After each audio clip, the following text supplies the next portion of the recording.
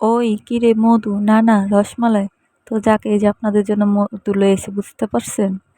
আর এই যে আমরা আজকে একটু মুড়ি মাখা খাবো অনেকদিন পর, মানে দুজন তো মুড়ি মাখা খেতে ভাল লাগতেছিল না। তো যাক, কি দিয়ে কি করলাম সব কিছুই থাকবে আজকে ছোট্ট একটা ভিডিওতে। আসসালামু আলাইকুম, ওয়েলকাম করছি রাইসা মরিয়াম পেজে নতুন আরেকটা ভিডিওতে। যাই হোক, আজকে ভিডিওটা কিন্তু আমি মাটির চুলায় রান্না করতেছি।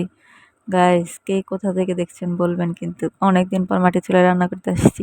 আমি কিন্তু মানে এই চুলায় প্রায় 5 দিন, 5 থেকে 6 দিনের মতো রান্না করছি, মানে এই রোজায় আর কি। তো যাকে এই যে এখানে আলু আর এই যে ডিম সেদ্ধ দিয়ে দিয়েছি। কারণ আর এই যে, তোমরা কিন্তু কেউ কিছু মনে করেন, এটা কিন্তু ভাঙা কড়াই, নতুন থাকতে ভেঙে গেছে, হাত থেকে পড়ে কয়েকবার পড়ছে, তারপর ভেঙে গেছে। কড়াই কিন্তু পুরো ভালোই আছে। ভেঙে গেছে তাতে কি হয়েছে, আমরা তো বাঙালি তাই না, ঘরের বউ। যত ভাঙা পোড়া যত জিনিস হোক, ওগুলো আমাদের ব্যবহার করতেই হবে।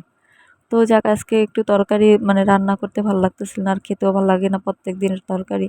তো আজকে একটু ডিম বেশি করে পেঁয়াজ ভাজা দিয়ে খাবো আর কি। ওইটা ওই মানে ওইটা আমার ভালো লাগে।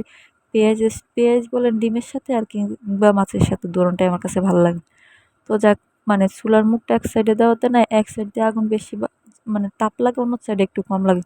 তো ভাবতেছি চুলার মাঝখান দিয়ে কেন, কিভাবে করা যায়, কেউ যদি জানেন তাহলে একটু জানাবেন। এটা কিন্তু মানে ওই যে বাজার থেকে মানুষ আসে না, ওনাদের দিয়ে বসানো হয়েছে। তো তারপরে এই যে এটা আমার আলুর চপের জন্য আর কি পেঁয়াজ ভাজা হচ্ছে। আমার অলরেডি ডিমটা হয়ে গেছে একটু, সাথে কিন্তু আমার একটু জিরা হলে চলে, জিরার গুঁড়া দিয়ে সুন্দর করে মাছ ভাজার সাথে পেঁয়াজ বলেন আর ডিম ভাজার সাথে পেঁয়াজ বলেন, দুটোই কিন্তু খেতে ভালো লাগে। আর এটা ছিল কালকের একটু ট্যাংরা মাছ চিংড়ি বেশি দিয়ে রান্না করছি, ওই তরকারিটা। এই যে আমার আলুর চপের জন্য সব কিছু রেডি করে রাখছি। আমি এখন নামাজ পড়তে যাব, নামাজ পড়ে এসে সুন্দর করে গলিয়ে তারপর ভাজবো।